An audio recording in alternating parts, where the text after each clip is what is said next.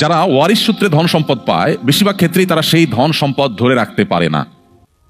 আর যারা অনেক কষ্ট করে পরিশ্রম করে মাথার ঘাম পায়ে ফেলে তারপর অর্থ উপার্জন করতে পারে, তারা বেশিরভাগ ক্ষেত্রেই তাদের ধন সম্পদকে ধরে রাখতে পারে, কারণ সে জানে অনেক কষ্ট করে সে উপার্জন করেছে।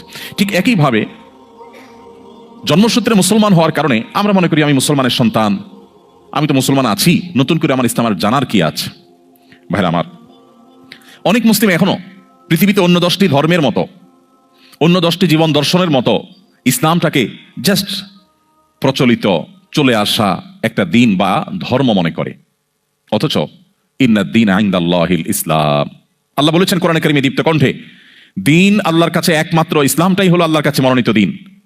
আল্লাহ বলেছেন ওয়ামান ইয়াবতাগি গায়রাল ইসলামি দীনান ফালান ইউকবালা মিন, কিয়ামতের দিন ধর্ম হিসাবে, জীবন বিধান হিসাবে ইসলাম ছাড়া অন্য যেই কোনো পদ্ধতি অনুসরণ করে আল্লাহর সামনে উপস্থিত করা হলে সেটা তার কাছ থেকে অ্যাকসেপ্টেবল হবে না, আল্লাহ সেটা গ্রহণ করবেন না।